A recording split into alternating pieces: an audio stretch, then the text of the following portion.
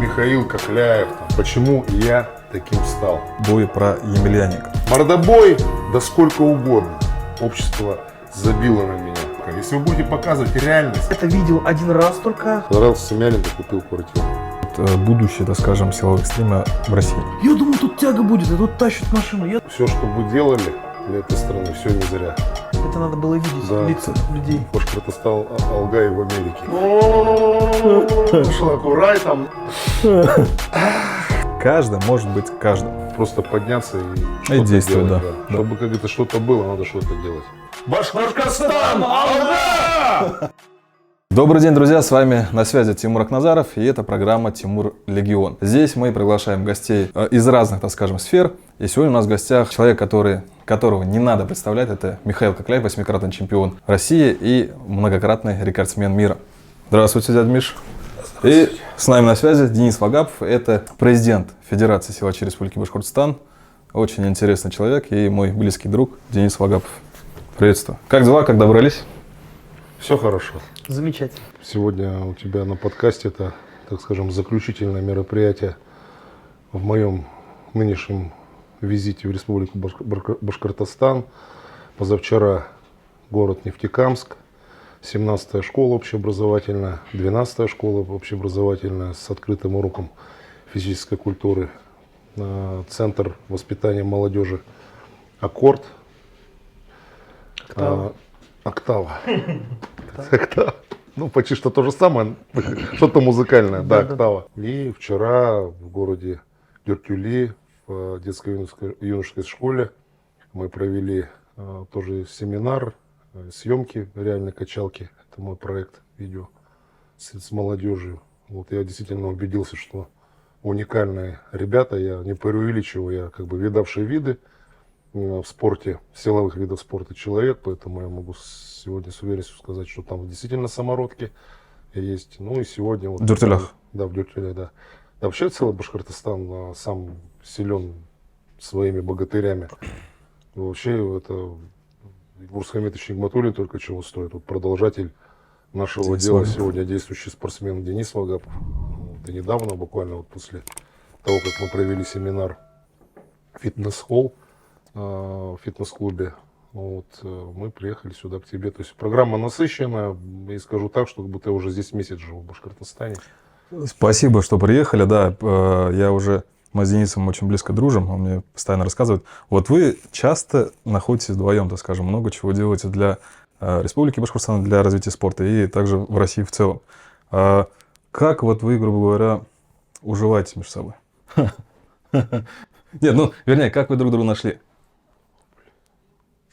А как нашли? Я не знаю.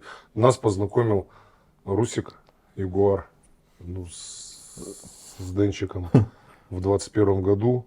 Вот, и началось наше с Денисом знакомство, то, что я говорю, ну-ка, давай-ка посмотрим, что ты можешь. Он не так, я вру. Это Денис подошел ко мне, говорит, дядя Миш, глянь эту тягу.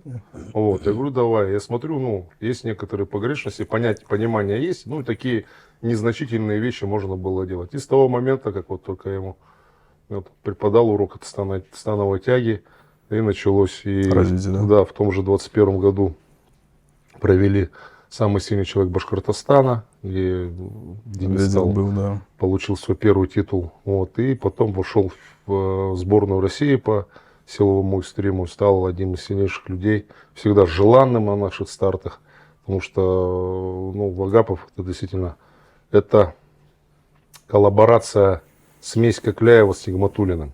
То есть бородат и силен, как Нигматуллин, и улыбчив, и креативен, как Кокляев.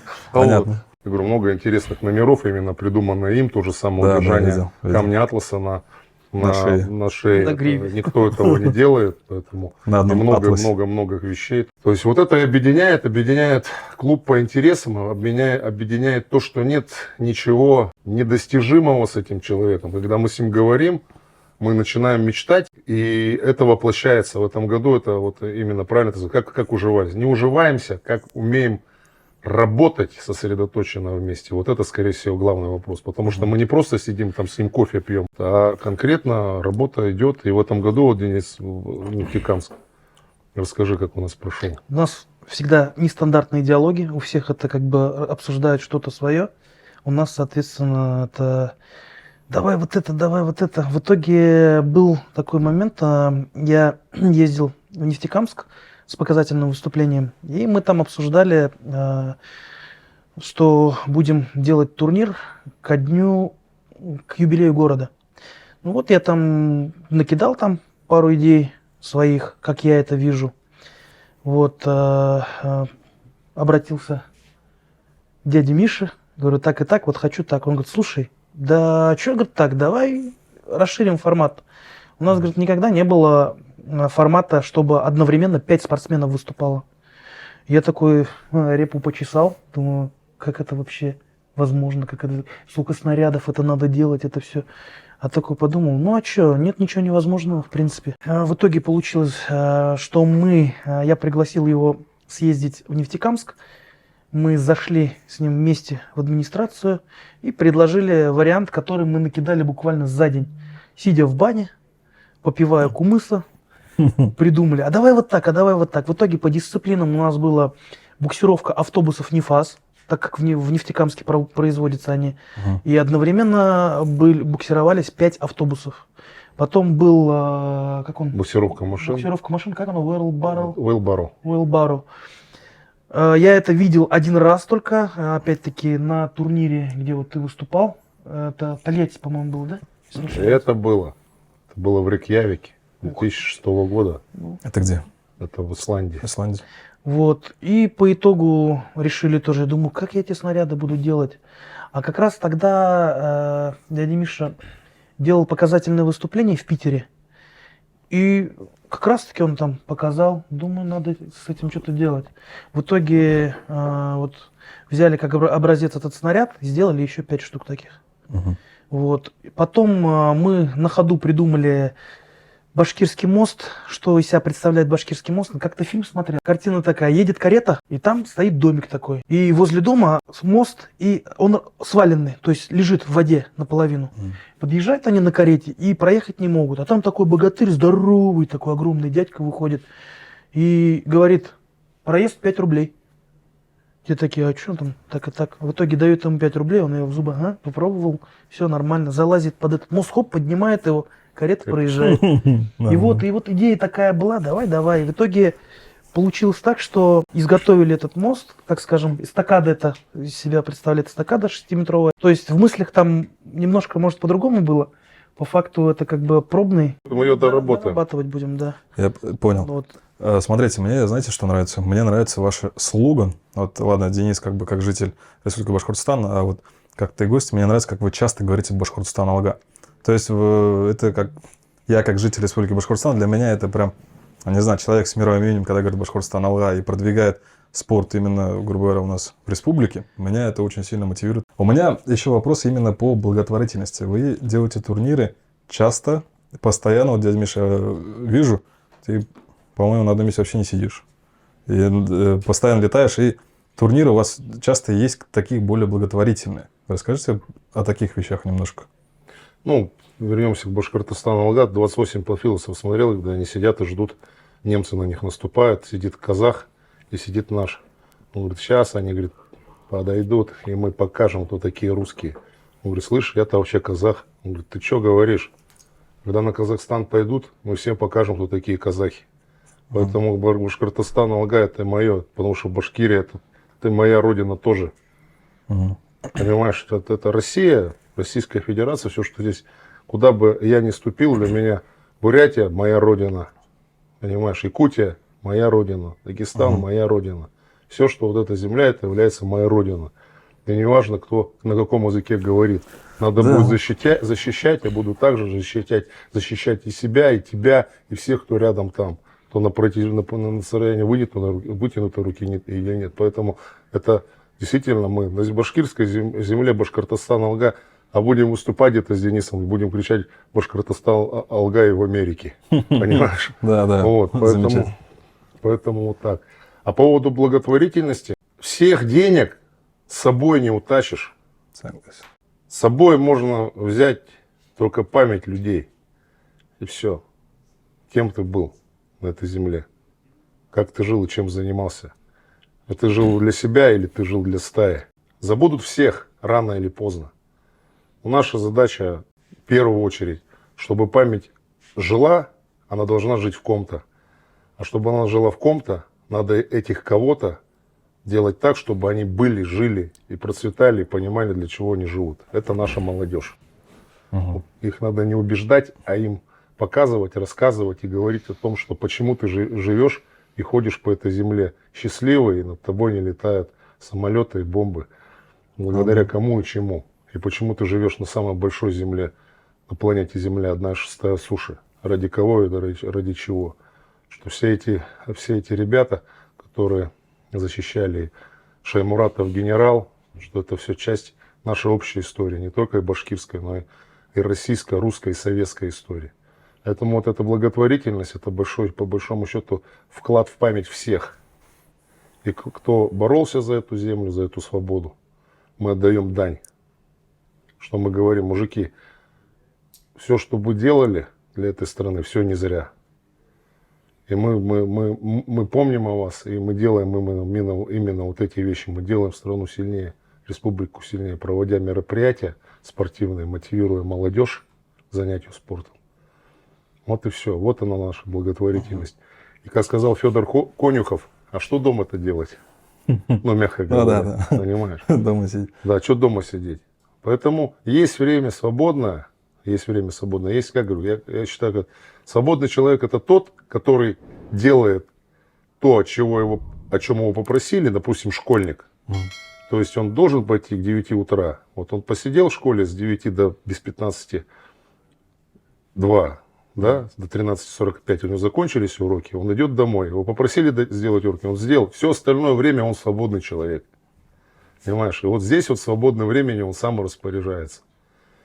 Не самовыражается, там, делая сережку в ухе, крася волосы в розовый цвет, а делает то, что себя развивает, тем, что развивает себя. Вот это свободный человек. А то у нас сегодня, знаешь, порочность, какое-то самовыражение, да, поставили в ранг того, что человек это свободный человек. Это не свободный человек, это распущенный человек. Опять же, по моему мнению, вот и все. Любой в этом случае имеет право быть и распущенный человек, и свободный человек, и дисциплинированный, недисциплинированный.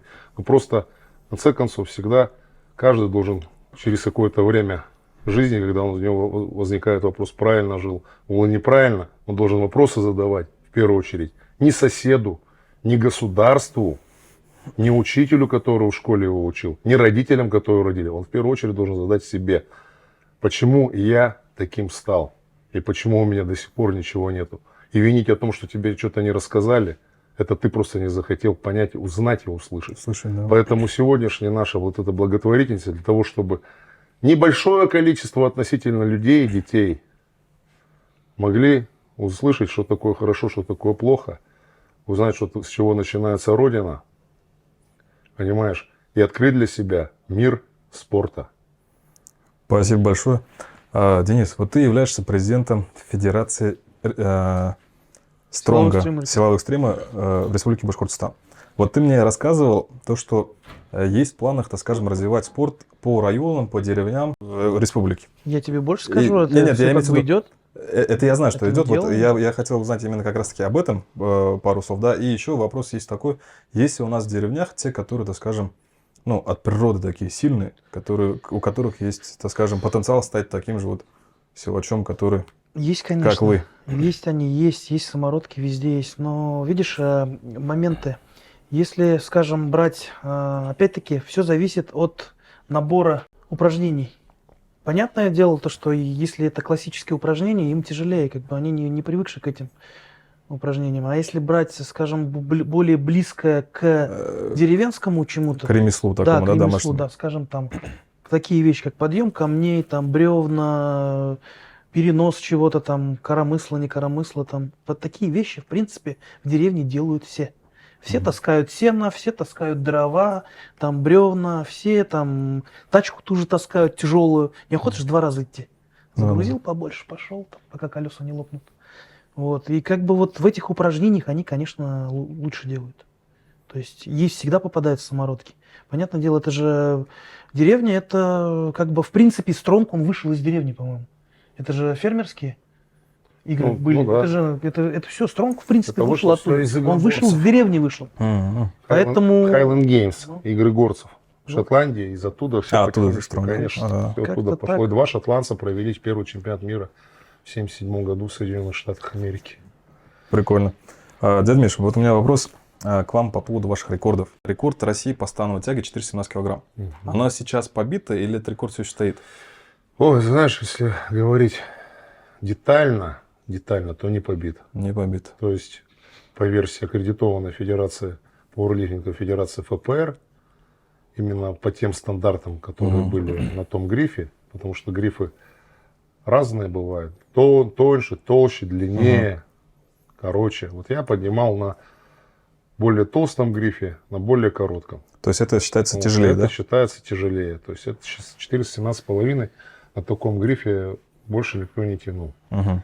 Рекорд России 440 килограммов Мгм. поднял Юрий Белкин в 2018 году, если не ошибаюсь. Вот. И, в принципе, вот так. То есть разница в том, что гриф был длиннее и чуть потоньше, и поднимал немножко Специальный другой тяговый гриф. Мгм. Да. А вот есть еще рекорд мира. Присед без рук 302,5 килограмма. Он все еще есть, правильно? Или он побит Я тоже? 310 приседал. Ты Но там, нет, 310? там есть, конечно, там иранец присел какой-то на плечах 370 с ним. Но А. мы знаем, что иранцы там и жмут что-то очень много, как в Иране. В Иране много жмут, и много тянут, и много приседают. Нет, тягуны их есть нормальные. Приезжают, выступают, да, действительно. У них штанга весит там столько же. Но есть такие ребята, никому не известно, которые там для Инстаграм-видео там жмет какие-то килограммы, а потом куда-то, и не больше его нигде не видно. Все понятно. Ну, вот, поэтому... Вот еще приходя к вашему, так скажем, профессиональной карьере, вот Арнольд Стронг Классик, он же, так скажем, такое мировое мероприятие. Вы брали там и третье места, и второе. Три третьих, третьих. одно второе было у меня. Да, и вот сам турнир, вот, так скажем, для таких, как я, не знающих, он о чем? Он как раз о силовом экстриме? Тоже или силовой всё-таки- экстрим, но он вообще это фестиваль, там более 50 видов спорта различных, проводится он последний уикенд. Ну, Арнольд, он же все-таки больше Первый уикенд бодик, он... марта, нет. Начиналось это в 89 году с бодибилдинга, потом перешло в 2002 уже они сделали первые соревнования по силачам. И они как бы в приоритете именно вот эти два вида спорта самые высокооплачиваемые. Поэтому 2006 года у меня всего было 8 выступлений на этом турнире. Вот. И я скажу так, что умеют, конечно, американцы проводить подобные мероприятия. Мы к этому тянемся сейчас. Тяжело получается, немножечко в другом направлении движемся. 2 года подряд проводим в Тюмени подобное мероприятие. На следующий год будет еще более обширно. Уже будет 4 локации вместо одной. Ну, поэтому Арнольд Классик это как показатель того, как надо надо проводить делать, подобные шоу. Но у нас, в отличие от Арнольд Классик и других подобных спортивных фестивалей, у нас вход на само мероприятие бесплатный. Мгм. То есть мы вот этот вот советское нарратив, вот этот советский оставили. Потому что... А там он платный, да? Да, потому Везде, что да, в СССР уже страны нет, а люди остались. Понимаете? Вот мне как отцу непонятно, почему, имея какой-то бюджет, вы еще пытаетесь на этом заработать. Понимаешь? Я понял. Значит, если вы хотите заработать, на ком вы хотите заработать? На студенте заработать, у которого... У меня сын, курсант в университете, у него 18 тысяч зарплата. Где, да. почему он должен там 1000-1500 платить за вход на мероприятие? Поэтому, молодцы, что проводят, слава богу, что хоть такое есть. Вопрос в другом, что, понимая, в какой стране вы живете, почему вы берете себе во главу угла Арнольд Классик. Если бы у нас в стране была бы печатающая деньги машинка, у нас бы тоже был платный был. Но мы, к сожалению, зависим от этой печатной машинки здесь, в России. И надо, чтобы спорт развивался, чтобы он развивался массово, нужно все-таки привлекать побольше молодежи, а чтобы побольше было, нужно делать бесплатно. Согласен. Как прошли в силовой экстрим? На Олимпиаду не попал в 2004 году. Отправили домой. Выиграл все, что можно было выиграть. Получил квоту на выступление в Афинах, но руководство федерации сказало, нужно тебе... Знаешь, я теперь понимаю, почему. Есть такая песня у Аркадия Северного. Слишком много правды знал и сказал народу. Я не крал, не воровал, я любил свободу. Слишком много правды знал и сказал народу. И поэтому я поехал. И именно вот башкирскому спортсмену в тот момент, самому сильному человеку Эльбруса. России Эльбрусу Аметовичу Нигматуллину, который 9 августа 2004 года увидел меня на день физкультурника. И прочитав, я, говорит, газету читал, говорит, «Спорт Панорама» у нас там в Челябинске была. Тебя на Олимпиаду не взяли. Ничего страшного, говорит, приходи к нам камни поднимать. Я думаю, какие нафиг камни? Август месяц. Короче, месяц пошлялся, знаешь, без дела. Ну и попал на тренировку к ним. И на первой тренировке, так скажем, оплошался.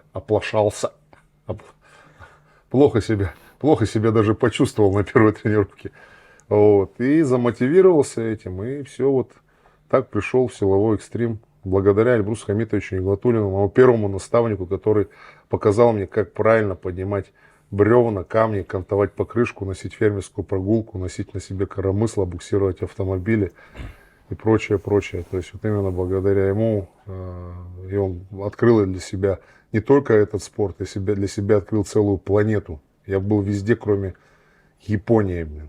Я был на всех материках планеты благодаря силовому экстриму. А именно Башкирину, Эльбрусу Аметовичу Нигматуллину. Я понял. Спасибо, Я да, Эльбрус первый Ага. раз. А ты как? Я первый раз тоже выступал на турнире Эльбруса Нигматуллина, который он проводил в Уфе. Урал-Батыр вышел на замену. До турнира узнал там, не помню, за день, за два дня до турнира. А до этого я как раз, мы ездили с Русланом на турнир с Ягуаром в Альметьевск. Выступали в пауэрлифтингу оба, и Руслан травмировал руку. И получается, он был заявлен, а я ты заменил, да? вышел на замену.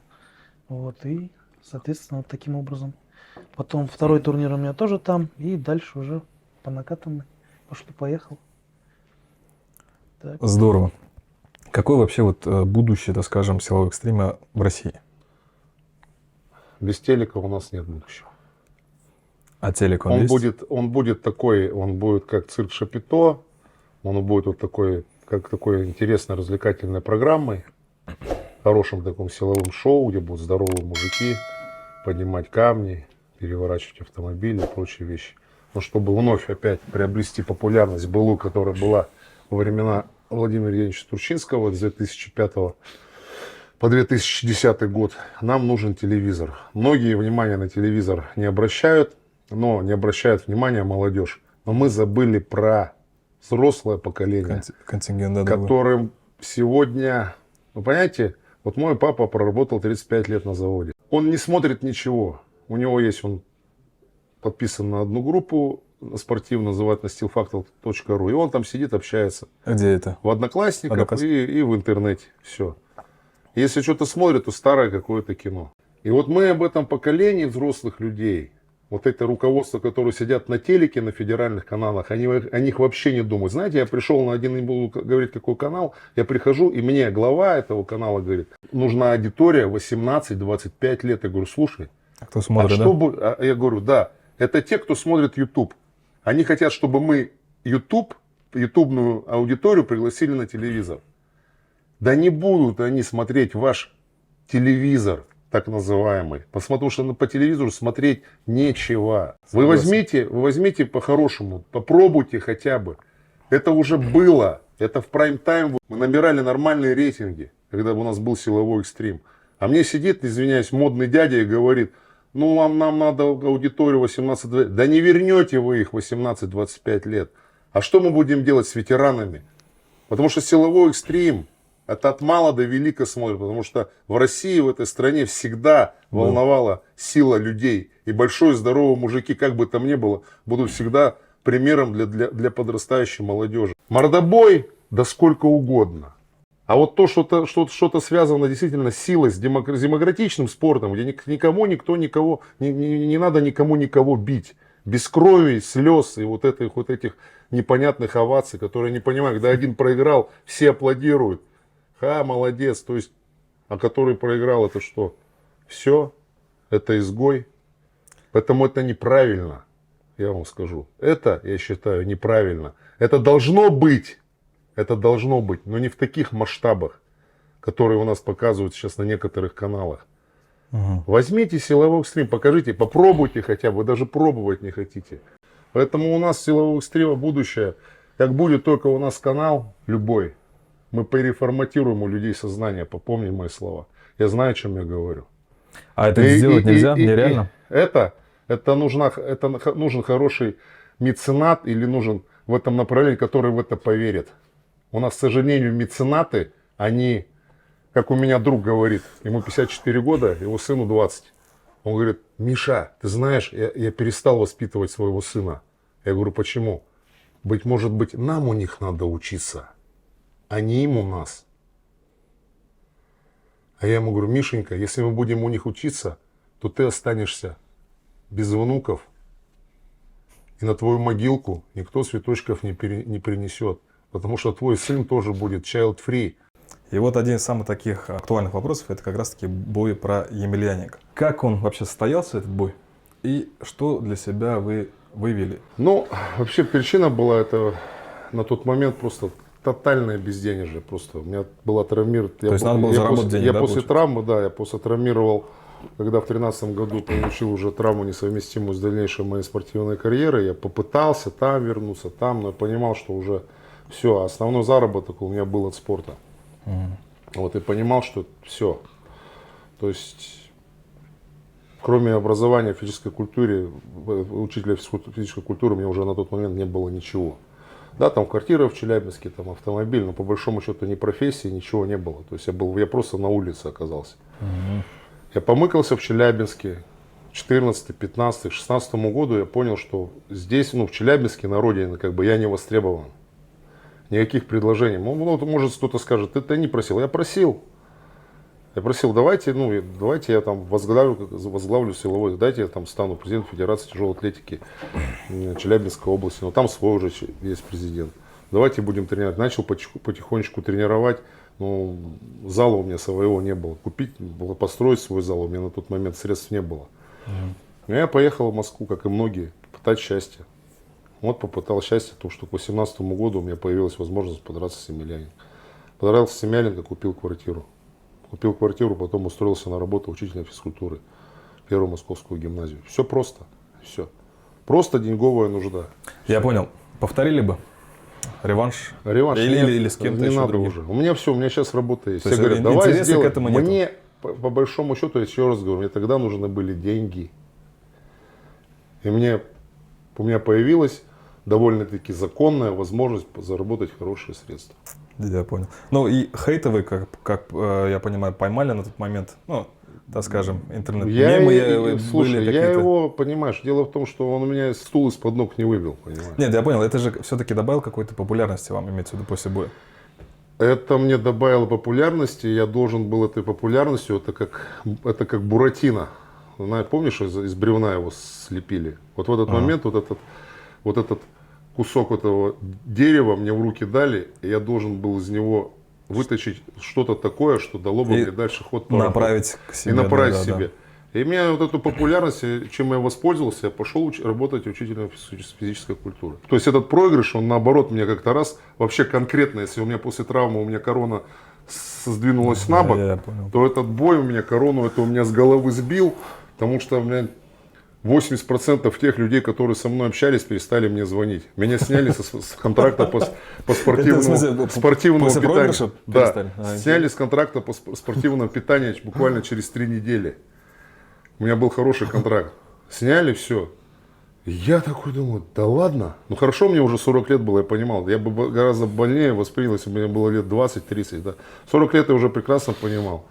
Когда понимаешь, думаешь: ну ничего страшного, сейчас маленько сейчас этот постдепрессионный этот момент пройдет, я сейчас себя успокоюсь, и все пойдет нормально. Я успокоился, устроился учителем физкультуры работать, и все. И оно потихонечку выровнялось все. И живешь ты себе не так, как там Михаил Кокляев. Там. Ты живешь как Михаил Кокляев, и все. Спокойно, блядь, без каких-то короны, без чего-то такого. Ты общаешься. Я, в принципе, так и общался. Просто народ, как-то Воспринимал по-другому, да? во своих глазах как-то меня куда-то возвысил. Потом после этого боя унизил, понимаешь, потом хейтом и еще какой-то штуки. И ты такой вроде думаешь, ты-то сам у себя такой, какой был, такой остался, да. Все по-плохому закончилось в 2013 году для меня. Просто этого никто не заметил, кроме меня и моих близких. Вот, поэтому бой, Саня Емельяненко, огромное большое спасибо. Ту, короче, чурочку я взял, как бы я до сих пор ее обтесываю. Понимаешь? Вот она получилась из нее уже, из этой чурочки получился учитель физкультуры, который уже снимается в кино, пускай в роли второго плана, понимаешь? То есть какие-то приглашения есть опять, плюс социальная какая-то работа. Плюс, Ну и плюс ты силовой понимаешь, экстрим. да. Конечно, я его не оставил никуда. Благодаря вот таким рабочим пацанам, как Не, ну сейчас очень Вагапов. активно развивается, я вот смотрю, везде проводятся мероприятия, везде соревнования, это прям... Я скажу, Республика Нравится. Башкортостан это клондайк и в кадрах, и в организации. И что самое превосходное, руководство, как нигде. Вот я еще могу сравнить, есть город Тюмень и Тюменская область, где губернатор МОР, да, Александр Викторович. И вот здесь люди идут навстречу, и это действительно, это очень радует, что где-то там 10-15 лет назад на нас не обращали внимания, что сегодня они прям сами говорят, мужики, вы делаете правильные вещи. Люди рядом с нами, которые, так скажем, рабочие, работяги, трудящиеся, говорят, ребята, спасибо, что вы это делаете. И люди, которые занимаются в руководстве, они говорят, мужики, надо. А мы говорим, да мы только за. Да мы только за. Вот так, рука об руку. Народ и руководство. Вот здесь, когда Родина и государство идут вот так. И все получается. Вот, пожалуйста, Нефтекамск. Великолепный турнир. На всю Россию прозвучали в нашей среде, в наших кругах. Такого никто. Эльбрус Хамитович подошел, говорит, признал, он сказал, ничего ты, говорит, здесь размаху дал. Я, говорю, понимаешь? думал, так будет. Ну, А тут, говорит, чё? самый прикол был в том, что он после каждого упражнения такой, я думал, тут тяга будет, и тут тащат машину, я думал, тут этот. А когда По-другому, такая да? картина еще была, у нас, когда уже начинался турнир, автобусы только с рейса ехали. И вот буквально перед тем, как вот начаться турнир, за минут 10 буквально, Подъехали, да? колонной ехали автобусы, они все красного цвета, представь картину. А там уже как На бы руки все есть, было, да, было уже да. закрыто, Ага. ограждение стояло. Убирают ограждение, и все эти 5 Автобусы автобусов выставляются. выстраиваются. Это надо было видеть, Да. лица людей. Да. Это было Эпично, супер. наверное, было. это очень. что? Это Да. мы не будем открывать дальше у нас очень много будет наших национальных башкирских видов выступления на следующий год. Я еще знаю, вот Дэн мне рассказал, вы ехали вот на соревнования, проводить, вернее, мероприятие в Оренбург. Вы прям, я знаю, то, что вы только А мы приехали. как раз ехали И оттуда. сразу микрофон сходу взяли и начали. Да, турнир. да. Такой Только тоже, приехали, хоп, и на площадку. Итак, здравствуйте, дорогие друзья. Сегодня предпоследний турнир «Сила дворов» в серии. Последний, кстати, 30-й Последний был, да. Последний был, А это да. было, знаешь, как мы ехали как раз вот в Нефтекамске, только турнир закончился. Ага. Мы отправили Михаила Викторовича в отель, чтобы он отдохнул. Он говорит, ну что, едем в Оренбург? А у меня машина уехала, все. И мне что делать? Все, я на своей машине только. Уже уставший, я уже вторые сутки не сплю. Все. Как раз мы с тобой снимали клип. Да, да. Я да. выступал, смотри, я выступал, получается, по масс-рестлингу. Динамо, Мы потом да, клип я сняли. бегал, Да. в промежутках бегал к тебе на клип, снимали мы клип. Потом, получается, в этот же день у меня была загрузка всего инвентаря параллельно, там грузили. В итоге мы в 2 часа только догрузили все, несколько локаций было по погрузке. В 4 часа мы приехали утра в Нефтекамск, до 5 разгружались, начали сразу собирать инвентарь. К тому времени вы уже, по-моему, тогда приехали, вы уже отдыхали. Утро, и мы все, до утра буквально все это собрали, всю площадку собрали. Целый день сначала там, ладно, на меня перекинули, нужно было провести зарядку с жителями города. Я уже все никакой. Я говорю, дядя Миша, давай ты. В итоге он пришел утром, зарядку провел, я пока там передохнул, все там, и у нас как бы уже начиналось. Провели турнир, их отправил отдыхать пока. Сам все это организация, загрузка, все это, весь инвентарь погрузили, все приготовили, отправили. Поехал, забрал дядю Мишу, и мы стартанули сразу в Оренбург. И по пути я еду, и мы, у нас Я такой диалог. помню, У нас такой диалог, мы едем, короче, уже доехали, мы проехали Дюртюли, уже от Суярова проехали вот по объездной. И я такой еду, мы разговариваем, что-то застану вытягиваю про Эльбруса, да, как раз. Да. Я говорю, а что Эльбрус много тянул, да? Он такой, да, тянул, да. Я такой говорю, камень Атласа 160 или там что-то. Что-то раз Он и такой, чего? он поворачивается ко мне, говорит, какой камень, Деня, ты спишь? Я говорю, ага. Просыпайся, давай, я за руль. Вот я уснул. Он сейчас с одной темы на другую, мы сидим, ну что тебя, Эльбруса, сука, я говорю, а при чем здесь камень здесь, ты что? Я говорю, какой камень-то, ты что, братан, базаришь? Он такой, да я сплю. Он, короче, все, пересаживайся. В итоге доезжаем до Уфы, он засыпает. Мы заехали ко мне, поспали до утра, в итоге это было самое лучшее решение. И уже утром спокойно поехали. Нет, на ну вы Оренбург. ехали, получается, торопились, правильно? Мы торопились. Но по пути вы остановились за синим трактором. Было дело. А, да, там угораю. Это был Ну, прикол. погода такая была хорошая. Погоняться. Интересно. Нет, мы не остановились. Мы Мы за его ним по догнали. полю гонялись. Догнали его. Ты представь картину, я еду, он говорит, тормози, поворачивай. Я думаю, что приспичило, что ли, не пойму. И мы, короче, догоняй трактор. Я по полю, там вот такая вот это, я гонюсь за трактором. В итоге мы его... А он так быстро Он такой ехал? быстро ехал, да, мы его не Реально, догнали. думали так. Он такой через дорогу переехал, все, а там трасса. Он такой, ну ладно, все, а я что, я же, все, уперся же, надо же догнать. И я за ним, короче. Мы его догнали там уже через километра 2, да? Остановились и отсняли то, что хотели отснять. Вот этот снеги Это всё трактор есть. едет к нам. ну. Вообще цель нашей передачи – это каждый может быть каждым. То есть любой может стать любым. Вот об этом речь. То есть ну, я знаю, то, что вы… Любой может стать кем захочет. Да, скорее да. всего. Любой может стать кем захочет. То есть я знаю, то, что вы тоже люди из простой семьи. Вот как, так скажем, что нужно сделать, чтобы чего-то добиться? Мечтать. Мечтать, делать, конечно. делать. Мечтать, Обязательно рисовать себе. Должно быть сначала должен такой набросок внутри. И человек сам себя внутри к этому наброску. Вот как я с Емельяненко пошел. Я же много смотрел этих всех вещей. Да, в конце концов, я начинал с бокса. Вот боксом заразился. Я понимаю, что как бы я бы себя повел в ринге, да. Ты смотришь, мечтаешь, и потом тебе появилась такая возможность. И ты думаешь, дай-ка я попробую. Вначале человек думает об этом. Как сказал Жак Фреско, был такой научный деятель, дяденька умер. Он тоже философ, мечтатель. Он сказал, человек ни в чем не виноват. Виновата среда, в которой он находится. У меня была среда такая, что я читал интересные книги, правильные, как у Высоцкого в песне поется, значит, он правильные книги читал, в детстве правильные книги читал, и правильные книги читал. Я смотрел правильное кино, и в школе мне рассказывали о правильных людях и правильных вещах. И я видел рядом с собой всю жизнь правильных людей. Мы жили в хрущевке 55 квадратных метров. У меня дед работал, ездил на пятидневке, работал.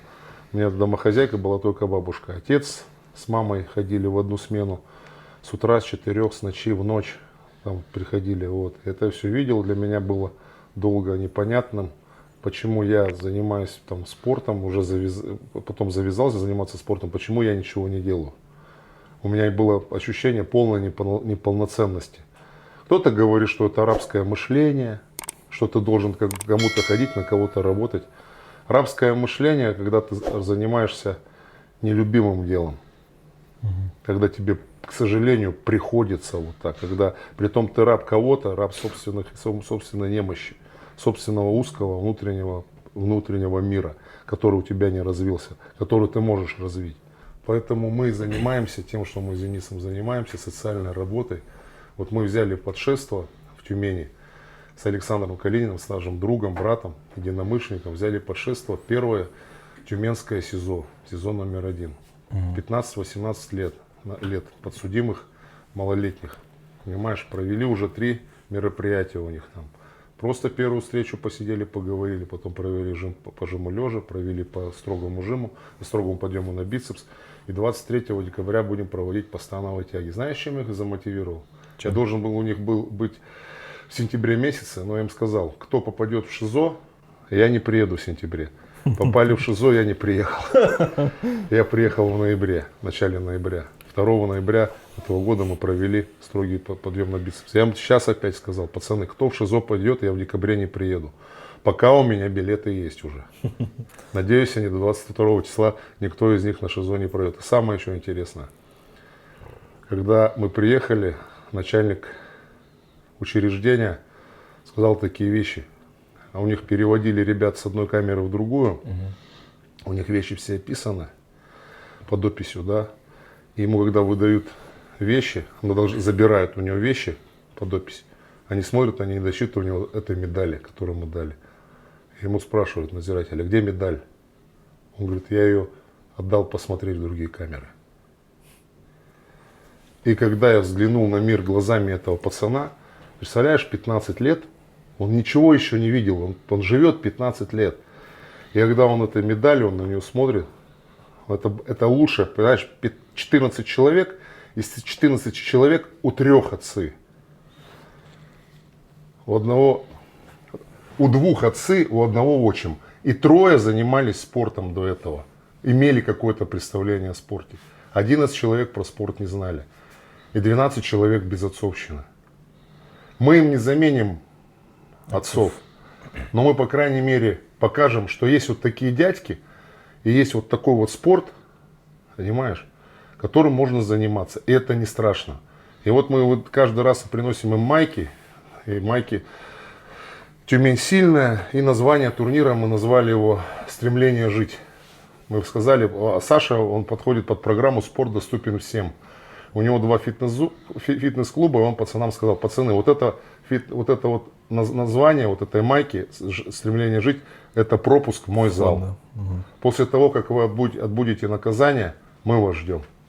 Вот и все.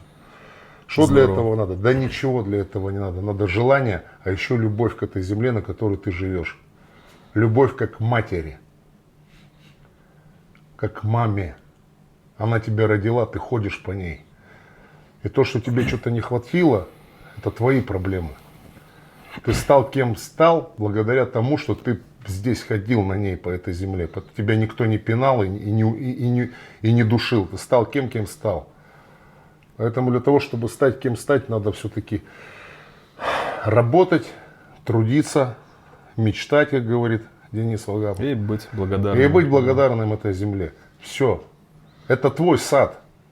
Народ вокруг тебя — это твоя стая, которую ты должен быть членом, сильным членом этой стаи. И каждый из нас должен быть сильным в этом стае, чтобы стая жила, а не доживала и не выживала. Будут хитрые чижики, они есть. Кто моя хата с краю, как я называю, эффект несущих рояль. Знаешь, что такое эффект несущих рояль? Нет. Эффект несущих рояля, когда 6 человек несут рояль, хотят поднять рояль, и он не поднимается. Знаешь почему? Потому что каждый думает, что кто-то поднимет, а я просто подержусь. Вот пока у нас есть ощущение вот этого эффекта несущих рояль, у нас ничего не получится. Пока каждый не поймет, что когда он несет рояль, от него зависит все. Понимаешь? И тогда этот рояль поднимается и летит в руках вот этих людей. Так и все жизнь в нашей стране. Здесь от дворника до губернатора каждый должен понимать, что от него зависит все. Вот все. Согласен. Дядя Миш, вот я делал раньше программу «Дыхание музыки» называлась. То есть мы приглашали артистов. И меня удивил момент, когда ты увидел, получается, как играет артист песню, поет песню, да, он называется, как же называется сейчас? Ну, не суть, очень такая глубокая песня. И когда ты отправил видео, как ты сыграл эту песню на гармошке, я вообще удивился. То есть, вот по твоей просьбе я сегодня принес гармошку. Сможем что-нибудь сыграть? Давай. Я просто не помню эту Не, не обязательно эту песню. Как Я она? вообще имею в виду то, что это. Откуда любовь к гармошке вообще? А когда я понял, что улица это не мое, и у меня оставалось свободное время, когда у меня были уроки, А почему не гитара? у меня гитара есть, и на гитаре умею. Просто гармошку, я нашел ее в кладовке и думаю, дай попробую. Нет, а ты эту песню подобрал, получается, сам? Ух ты, нифига себе. Чё? Нет, вот сверху, да.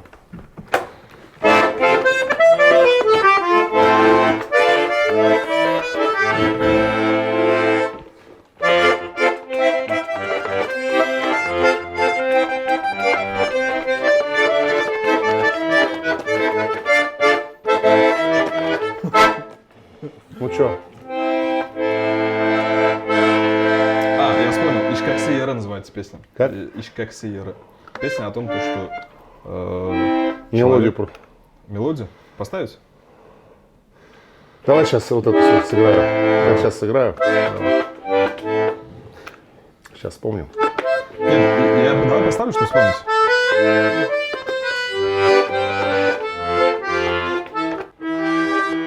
Немножко инструмент немножко другой.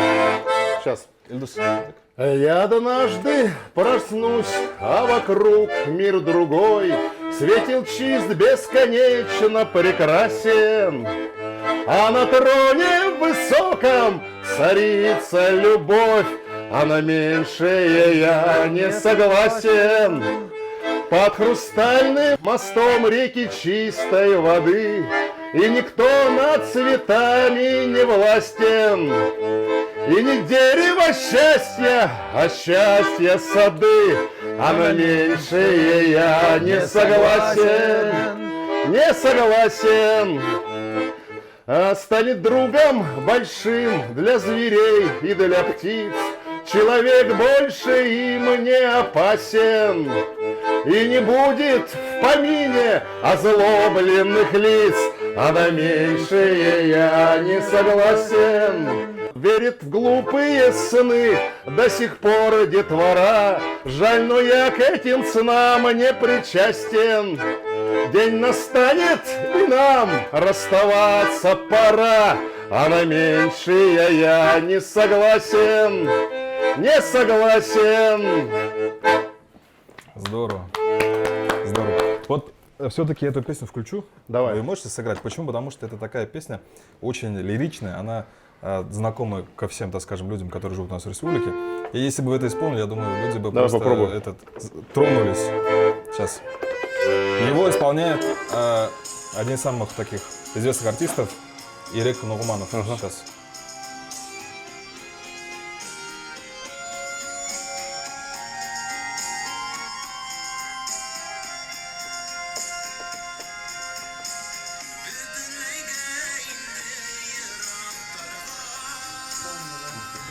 Играл, да, он играл.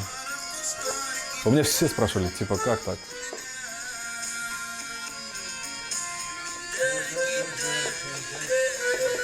Включай. Вот здесь другая тональность. Да, да.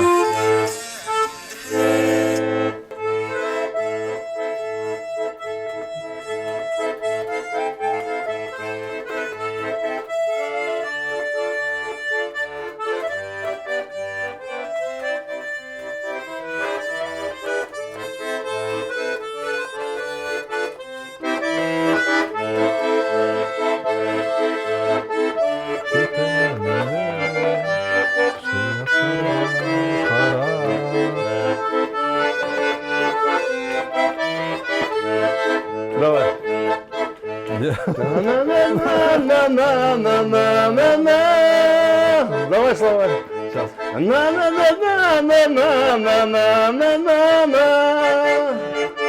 На-на-на-на-на-на-на-на-на-на-на. На-на-на-на-на-на-на-на-на.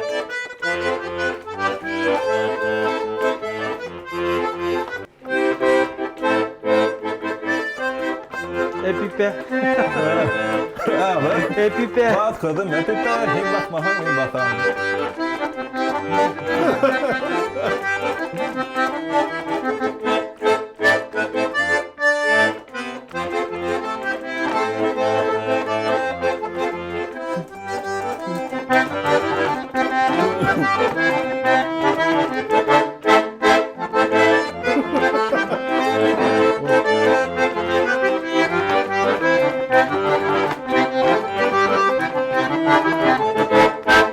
Спасибо. Примерно это вот здорово, так. вообще прям. Да. Да почему, спрашивают? Потому что у меня мама наполовину татарка, получается, по дедушке она. Дед, я же говорил, дед Михаил Иванович Сафиуллин, они поменял, он немножко, пришлось поменять ему фамилию, отчество. Так он Тимиргалей Сафиуллин. Вот, у меня мама Галия Сафиуллина, поэтому там когда вот эти все моменты у меня играют, да, или слушаю, вот, допустим, заезжаешь, едешь на машине, проезжаешь, начинаешь проезжать Башкортостан, специально нажимаешь, ловишь, она и пошла.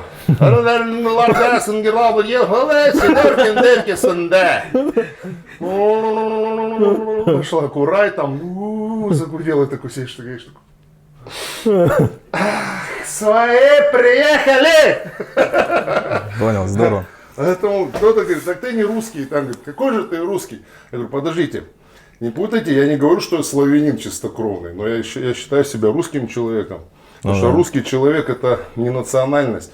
Русский человек это как россиянин, раньше был советский человек. А когда-то был, когда в 1380 году после Куликова поля были там Кривичи, Вятичи, Нижегородцы, там вот эти все разрозненные были княжества, когда Дмитрий Донской и Сергий Радонежский всех объединили под единым флагом, уже после победы над ханом Мамаем, да, они возвращались уже русскими людьми, вот и все. Поэтому это национальная принадлежность. Человек может сам, даже африканец, который родился здесь в России, он уже себя не считает африканцем. Он считает, я знаю ребят, которые африканцы, он говорит, он вот на таком языке даже лучше говорит, чем я, он говорит, я русский человек. Разве ты ему запретишь быть русским человеком? Да нисколько. Задача единственная, когда ты называешь себя русским человеком, ты должен соответствовать, я считаю, вкладываешь в силу этого слова. Понимаешь, это ответственный, сильный, серьезный, грамотный, умеющий протянуть руку помощи человек в первую очередь. Вот это тогда и будет тем самым словом русский. Вот все. Здорово. Вот как раз возвращаясь к слову «я татар наполовину», у нас барбершоп свой, я как стриг дядя Миша, он говорит, хочу, говорит, бороду, но мне, говорит, татарская борода. Татарская, вот опять отпускаю, татарская борода, это все. Это, знаешь, это у меня слишком, я говорю, где-то мой прадед, прапрапрапрадед очень сильно скакал на коне, все волосы сдуло. Любил скорость, очень любил скорость. И волосы сдуло, и передалось мне это все. Я понял, да, давайте мы немножко будем заканчивать. Вопрос такой больше к ценностям семейным. Вот я знаю, что вы оба семейные люди. Вот у вас есть дочка, сын, жена. Вот дайте немножко наставлений, так скажем, молодому поколению, которое, так скажем, очень довольно легко относится к семейным ценностям. Вот насколько важна именно семья для человека? Семья очень важна. Во всех смыслах. Поддержка семьи, от поддержки семьи очень многое зависит. Ты понимаешь, можешь прийти домой в ушатанном настроении, у тебя может случиться все что угодно, ты приходишь домой, ты видишь вот это ребенок твой прибежал, жена подошла, обняла, поцеловала, то есть ты забыл все то, что было за пределами твоей входной двери в квартиру, остается там. Ты заходишь домой, все, то есть все меняется, настроение, все, то есть ты дома, ты чувствуешь себя, вот говорят же то, что женщина чувствует себя должна чувствовать себя как за каменной стеной. Вот лично у меня такое же состояние, когда я захожу домой, я в крепости, и я знаю, что рядом со мной самые близкие, кто вообще есть на этом свете. Вот. Ну, человек социальное существо, поэтому Согласен. здесь самое страшное, страшнее, наверное, даже чем смертная казнь, это может быть пожизненное заключение человека в одиночной камере. Почему это самое страшное наказание для человека? Быть одному долгое время – это всю жизнь. И ад там такой, что в аду-то человек не с чертями, в аду человек сам один. Мне кажется, что ад он такой, знаешь, это полная пустота без света и звуков. И человеческая душа находится в этой безграничной пустоте. Один в вечность. Вот это, скорее всего, самое страшное, что может быть. Вот, поэтому для человека, для социального, все-таки семья это первый институт его пребывания в команде, в группе. Понимаешь? Потому что в одиночку человеку сложно выжить было и во времена каменного топора. и сегодня. И хорошо, вот здесь, понимаешь, и хорошо, что печатная машинка, которая печатает деньги, они там за океаном. А Согласен. здесь вот эти ценности, да, другие, да. вот эти сложности, они заставляют. Не, жить в России, понимаешь, у нас, вот смотри, тепло, светло, магазины есть, там понятно, что там омаров себе не каждый может позволить. Но, по крайней мере, хлеб, все есть, все нормально. То есть, понятно, хотелось бы, чтобы пенсионеры получали хорошую пенсию, понимаешь. Хотелось бы, чтобы и студенты получали хорошо. Но у нас такое общество, где нужно быть сильным. А чтобы быть сильным, нужно быть в команде. И семья — это первая команда. Вот у меня родители там всю жизнь как кошка с собакой, но они не разводятся и не предают друг друга. Они ругаются, но эта ругань остается между ними. И они даже смеются порой раз, когда ругаются, понимаешь? Знаешь, это все видно такое, так они живут. Я раньше как-то все пытался как-то между их помирить, а потом понимаю, что это их жизнь. У тебя, я себе говорю, у тебя своя семья, у них своя семья. А чтобы, как тебе объяснить, как говоришь, задал вопрос, как молодежи не относиться легкомысленно к семье, я не знаю, если честно. Чуть что, сразу же развод, разбег. Если честно, я тебе скажу, я не знаю, как здесь. Ну, а Здесь как надо быть... с женой у вас тогда вот именно в таких моментах? У меня таких моментов нету. Я мечтал очень с раннего возраста, мечтал о семье. Вот, я, так сказать, относительно рано стал отцом, в 22 года. Вот, и вот мне сейчас сыну столько, сколько мне тогда было, когда у меня появился. Поэтому отношение к семье, это вот я на нее смотрю, и иногда смотришь, понимаешь, что она такое ощущение, что не то, что она у меня была там, когда я познакомился с ней 20 лет, ощущение, что она у меня вообще была Всегда, да? Всегда с детского сада. И потом я понимаю, что я был в детском саду, а она уже где-то гуляет. Я иду в школу, она уже где-то ждала меня, а я ждал ее. Я потом пошел в институт, она уже тоже была в институт, учила. И мы где-то шли и встретились, жили в 2000 с лишним километров друг от друга. Но как бы вселенная, там, Всевышний сделал так, что мы с ней встретились и поняли, что мы необходимы друг для друга, и все как люди. Не как сказать, дарильщики букетов и варильщики щей и борщей. А когда люди, которые могут, когда один из нас заболел, другой его лечит. Понимаешь? Когда ты понимаешь, что все, что бы хотелось в старости, чтобы этот человек был до самой глубокой старости с тобой, и чтобы ты был с ним. Чтобы вот так вот, если случилось, чтобы в один день. Понял, спасибо. И вот как раз к цели, так скажем, нашей передачи мы подойдем. Какое бы вы наставление дали молодым? И вот я знаю, что все падают, и у вас были падения, да? Как, так скажем, преодолеть это все? Есть такая пословица: любовь приходит и уходит, а кушать хочется всегда. Знаешь, с этого начнем, да, вроде как. Надо убрать на задний план инстинкты и поставить на передний план цели, ценности. Что я всегда говорю, Ксюха, представляешь, у меня есть целая жена. Она говорит, в смысле, с руками, с ногами? Я говорю, и с руками. Целый человек у тебя рядом, который тебе закрывает тылы. Понимаешь, вот они ездят к маме, к теще, да, на родину туда, в Таганрог. Я живу один, и я понимаю, насколько мне не хватает ее. То есть мне приходится работать, да, и плюс ты приехать, ты должен еще в квартире сам убрать, и у тебя это получается, но это получается ко второй неделе одинокая жизнь.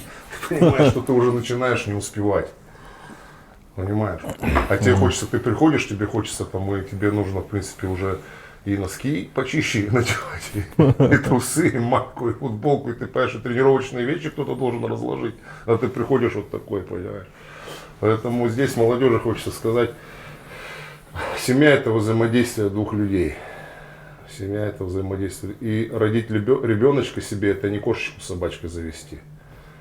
Родить ребенка – это взять ответственность за жизнь другого человека. И жизнь этого человека полностью в ваших руках. Если вы хотите действительно счастья этому человеку, а не передать свои недостатки, свою недосказанность, свою несбычу мечт еще вселить в следующего человека, в третьего, в четвертого и в пятого, для этого рожать не надо. Не надо себе рожать подушечку для иголочек, понимаешь? Не надо себе жилетку выращивать, понимаешь? Нужно должен такого полноценного же члена вашей стаи родить. Ты должен научиться его трудиться. Трудиться не говоря ему, что ему делать, а трудиться посредством себя. Если у меня оба ребенка готовят, что сын, что дочь, благодаря тому, что жена показала, что такое готовить и как готовить. Понимаешь? Если у меня дети занимаются спортом, я их ни первого, ни второго в зал никогда не водил. Я их не приводил, они сами пошли. Сын пошел сам, и дочь пошла сама в зал. По собственному желанию. Это значит о том, что мы являемся примером для своих детей. Если мы говорим нашим детям: не пейте, не курите, значит вы сами должны не пить и не курить. Если мы говорим нашим детям, что вы не должны ругаться матом, мы сами должны не ругаться матом. Если вы говорите своим детям о нравственности и морали, вы сами должны так же поступать. Вот и все. Потому что когда мы сами делаем не так, как мы говорим, у детей это все сразу же видно. И детей, я работаю учителем физкультуры 4-й год, дети неискренность видят быстрее всего. Понимаешь? И в первую очередь, скорее всего, ты сам поверишь в существование Деда Мороза, нежели уже сегодняшние дети поверят в это. Сегодняшние дети очень умные дети, которых очень сложно провести на мякине. Вот и все. Поэтому живите сами правильно, дети ваши правильными будут. А дети это по большому счету, это первые, самые необходимые инвестиции в вашу старость. Действительно тогда, когда надо воды принести. Понимаешь, вот и все. Еще вопрос крайний. Вот смотрите, где-то в деревне сидит мальчик или там подросток, да, или парень. И вот он сейчас задается вопросом, что мне делать, чтобы стать вот сейчас прям, что ему делать, чтобы стать таким вот, как вы? С чего начать, что делать? Ну, например, нет даже качалки в деревне. Денису Вагапову записаться. Силачи, в богатыри. А что, Дэн? Первым делом, наверное, нужно захотеть, опять-таки, мечтать, как уже повторюсь, захотеть, первое. Ну и И пахать, второе, да? действовать, да, конечно же, действовать. Захотеть и делать. Самое главное, знать, что никто никому ничего не должен, и вам никто ничего не должен. Чтобы мальчик не сидел и не ждал Дедушку Мороза возле елки, что он будет ему до конца жизни приносить подарки. Нет таких людей. Никто не придет и не позовет. Никто не придет и не даст руку и не поведет тебя в зал. Пока ты сам не встанешь и не пойдешь. И можно так долгое время ждать и сидеть у моря погоды и прождать уже до того момента, пока на голове не появятся седые волосы. И таких людей хватает. И потом эти люди кричат: общество забило на меня, поэтому я буду бухать. Я так хочу, я так могу, я свободный человек. Поэтому, чтобы этого не было, чтобы стать сильным, да не надо быть сильным. Достаточно быть физически хорошо развитым, чтобы, по крайней мере, суметь постоять за себя, за свою семью, за своих близких, за свою страну. Все. Чемпионом можешь ты не быть, а человеком быть обязан, гражданином. Вот и все. А спорт – это такая составляющая, которая действительно развивает человека. В человеке такие качества, как ответственность, порядок, взаимоотношения в коллективе и стремление побеждать. А стремление побеждать – это цель. И человек, у которого есть цель, это путник. А человек, у которого цели нет, это странник, ходящий по кругу. В броуновском же движении, вот так, не хаотичном. 10 лет, 20, 30, 40 и к 50 годам, когда уже придет осознание, что больше половины жизни прошло и хотелось бы на турнике подтягиваться, а не получается, потому что уже репродуктивные гормоны столько не вырабатывают тестостерона, понимаешь? Время уже прошло. И человек, допустим, вроде бы хотел бы, и уже понимаешь, что уже не то. Хотя спорт такая штуковина, смотря какие себе цели ставить. Действительно, если человек в 50 лет решил подтягиваться, научиться, он начнет подтягиваться, если он будет примеров много, да. с завидной регулярности будет ходить в зал. Залов полно. Сегодня самое интересное в нашем обществе, сегодня есть выбор. Это как в «Матрице». Красная таблетка и синяя таблетка. Красная таблетка это вот красная-белая, а синяя таблетка это поход в зал. Да, да. И никто никого не ограничивает. Выбор у тебя есть всегда. Просто какой ты дофамин выберешь? Дофамин, который Убивает тебя. Убивает тебя, или дофамин, который тебя делает сильнее, и который эту жизнь раскрашивает теми бурными яркими красками, за которые тебе не стыдно, которыми ты можешь гордиться сам в первую очередь перед самим собой. Это спорт. Вот и сегодня у меня на семинар пришел парень ДЦПшник, Серега. Арнольд. Он такой, я сделаю друг. сейчас тягу, там стоит 85 килограммов. И я говорю, братское сердце, да не надо, да хотя бы разомнись. Я так могу. Встал в те углы, которые еще не каждый станет, который обычный человек. И он берет и делает без разминки 85 килограммов. И он говорит, когда вы будете что-то еще проводить, я хочу с вами.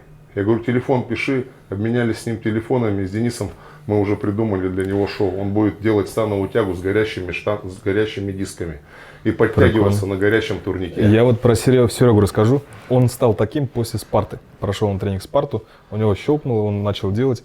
И человек ДЦПшник пробежал марафон. С ним ехала скорая, сопровождал.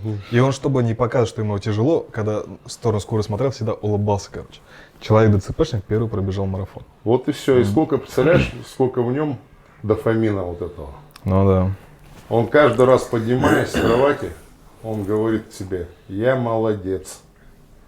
А есть такие ребята, которые целые, здоровые, крепенькие, все, умные, красивые.